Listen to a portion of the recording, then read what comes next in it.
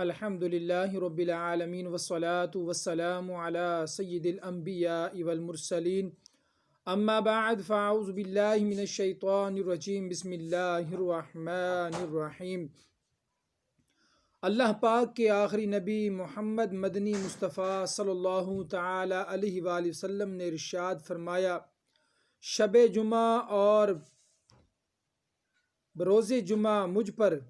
کثرت سے درود شریف پڑھو کیونکہ تمہارا درود پاک مجھ پر پیش کیا جاتا ہے۔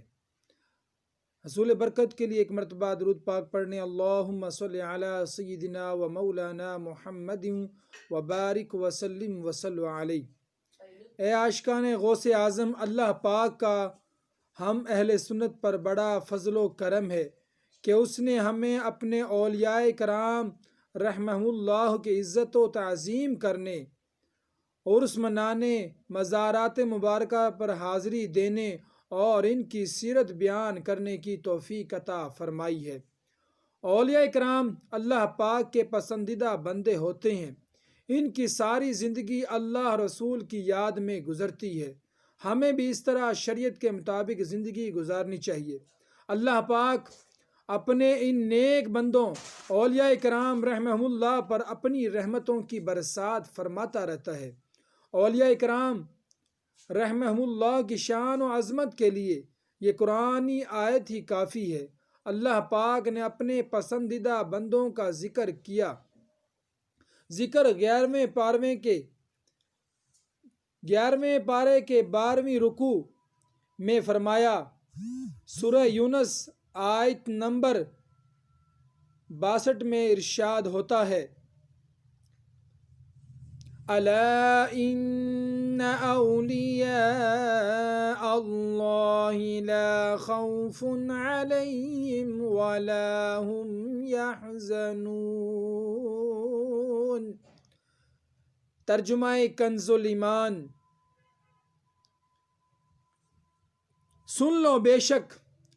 اللہ تعالیٰ کے ولیوں پر نہ کچھ خوف ہے نہ کچھ غم۔ کیا غور جب 11ویں 12ویں میں تمہیں وصل ہے، فضل ہے شاہدی سے،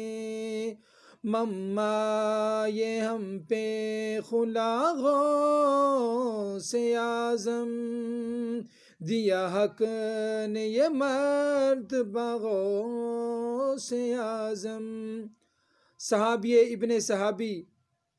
جنتی ابن جنتی حضرت سیدنا عبداللہ بن عباس رضی اللہ تعالی عنہما اس آیت کی تفسیر میں فرماتے ہیں، اولیاء کرام رحمہم اللہ اجمعین پر دنیا میں کوئی خوف نہیں، نہ ہی وہ آخرت میں غمگین ہوں گے، بلکہ اللہ پاک خوشی و عزت کے ساتھ ان کا استقبال فرمائے گا اور انہیں ہمیشہ رہنے والی نعمتیں عطا فرمائے گا۔ اے عاشقان غوث اعظم، ربیع الآخر میں یوں تو دیگر بزرگوں کے عرس بھی ہیں، مگر یہ مہینہ حضور غوث پاک رحمہ اللہ علیہ سے خاص نسبت رکھتا ہے، اور اس مہینے میں 11 تاریخ کو حضور غوث پاک شیخ عبد القادر جیلانی رحمۃ اللہ علیہ کا عرس شریف منایا جاتا ہے۔ ہمارے پیارے پیارے پیر و مرشد سیدی حضور غوث پاک رحمہ اللہ علیہ بہت بڑے ولی اللہ، بلکہ ولیوں کے بھی سردار تھے۔ آپ رحمۃ اللہ تعالی علیہ کا مبارک نام عبد القادر، کنیت ابو محمد اور القابات محی الدین، محبوب سبحانی، غوث الثقلین، غوث العظم وغیرہ ہیں۔ آپ رحمۃ اللہ تعالی علیہ 470 ہجری میں بغداد شریف کے قریب قصبہ جیلان میں رمضان المبارک کی 1 تاریخ کو پیدا ہوئے۔ آپ رحمۃ اللہ تعالی علیہ ابو جان کی طرف سے نواسہ رسول امام حسن مجتبیٰ رضی اللہ تعالیٰ عنہ کے 11ویں پوتے ہیں، اور اپنی امی جان کی طرف سے امام علی مقام امام حسین رضی اللہ تعالیٰ عنہ کے 12ویں پوتے ہیں۔ علامہ علی قاری رحمۃ اللہ تعالی علیہ نے آپ کی امی جان کی طرف سے آپ کا نسب شریف کو یہی بیان کیا ہے، وہاں کیا مرتبہ ہے غوثِ بالا تیرا، اونچے اونچوں کے سروں سے قدم اعلیٰ تیرا، سر بھلا کیا کوئی جانے کہ ہے کیسا تیرا، اولیاء ملتے ہیں آنکھیں وہ ہے طلوہ تیرا۔ غوث پاک کے دیوانوں، ہمارے غوث پاک رحمت اللہ علیہ کے ابو جان حضرت سید ابو صالح موسیٰ جنگی دوست رحمت اللہ علیہ نے غوث پاک رحمت اللہ کی ولادت کی رات دیکھا کہ رسولوں کے سردار جناب احمد مختار صلی اللہ تعالی علیہ وآلہ وسلم بما صحابہ کرام اور اولیاء اعظام رضی اللہ تعالیٰ عنہم ان کے گھر تشریف لائے ہیں اور ان الفاظ مبارکہ سے خوشخبری سے نواز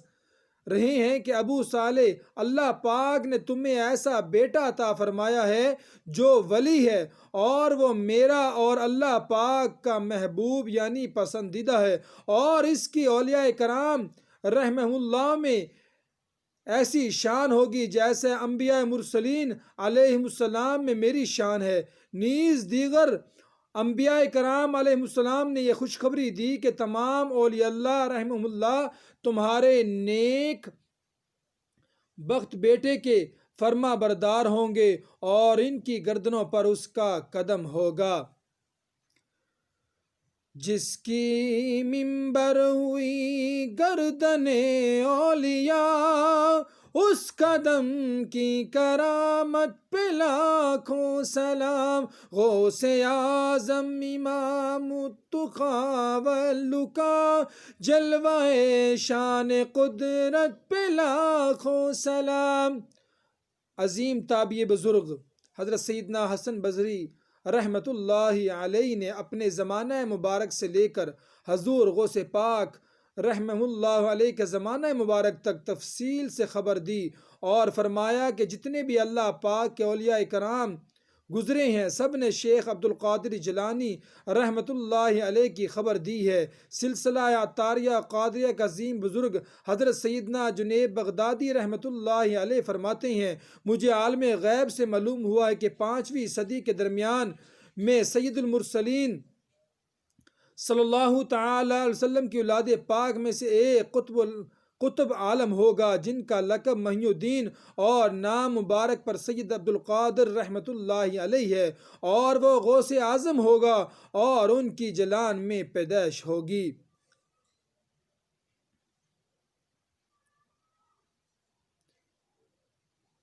برادران اسلام، حضور غوث پاک رحمت اللہ علیہ کے نانا جان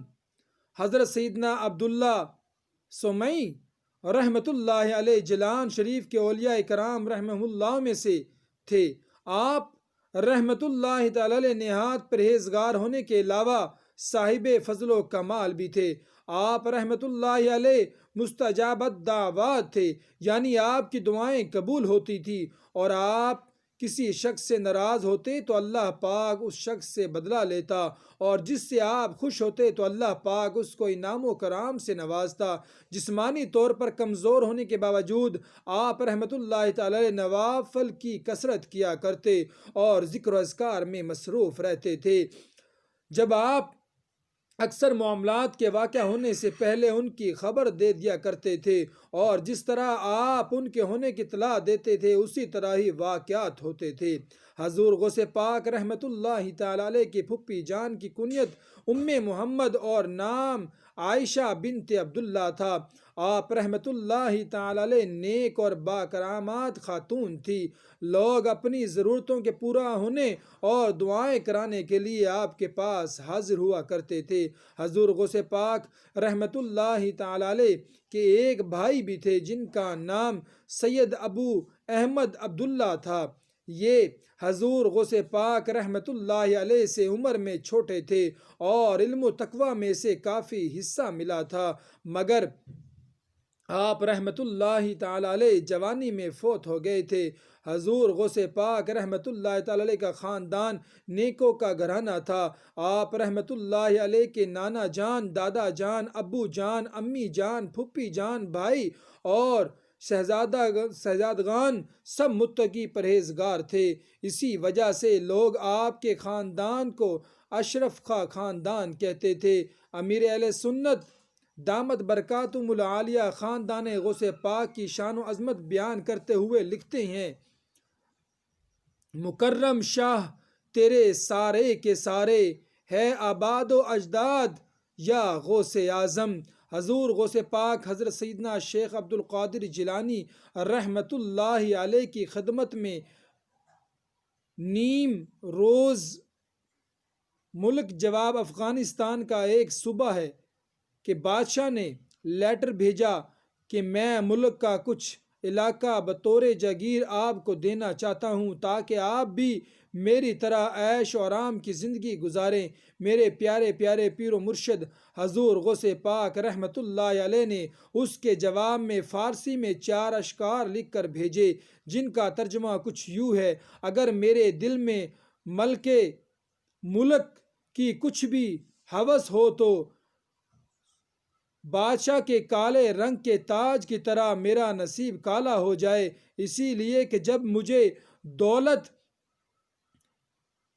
دولت نیم شب یعنی اللہ پاک کی یاد میں راتوں کو جاگنے کی سلطنت حاصل ہو، سلطنت نمروز کی قیمت میری نظر میں جوں کے دانے کے برابر بھی نہیں۔ ان کا منگتا پاؤں سے ٹھکرا دے وہ دنیا کا تاج، جس کی خاطر مر گئے رگڑ کر ڈیاں۔ غوث پاک کے دیوانوں، ہمارے پیارے پیارے پیر و مرشد حضور غوث پاک رحمت اللہ علیہ بہت زیادہ عبادت، ریاضت اور قرآن کریم کی تلاوت فرمایا کرتے تھے۔ چنانچہ منقول ہے کہ آپ رحمت اللہ علیہ 15 سال تک رات بھر میں ایک قرآن پاک ختم کرتے رہے، 1000 رکعت نفل ادا فرماتے رہے۔ ایک رات جب آپ رحمت اللہ علیہ نے اپنے معمولات کا ارادہ کیا تو نفس نے سستی کرتے ہوئے تھوڑی دیر سو جانے اور بعد میں اٹھ کر عبادت کرنے کا مشورہ دیا۔ جس جگہ دل میں یہ خیال آیا تھا اسی جگہ اور اسی وقت ایک قدم پر کھڑے ہو کر آپ رحمت اللہ علیہ نے ایک قرآن کریم کو ختم کیا۔ ہو سکتا ہے کسی کے ذہن میں یہ سوال پیدا ہو کہ بزرگان دین رحمہم اللہ اتنی زیادہ عبادت کیسے کیا کرتے تھے؟ تو اس کا جواب یہ ہے کہ نیک بندوں کے دل محبت الہی اور پرہیزگاری سے آباد ہوتے ہیں، یہ اپنے دلوں سے دنیا کی محبت نکال دیتے ہیں، ان کی روحیں ذکر الہی کے بغیر بے چین بے قرار رہتی ہے، اسی لیے وہ ہر لمحہ یاد الہی میں مصروف رہتے ہیں، اور یہ مقام عبادت و ریاضت میں سخت محنت کرنے سے حاصل ہے۔ سوشل میڈیا کی ایک پوسٹ کچھ تبدیلی کے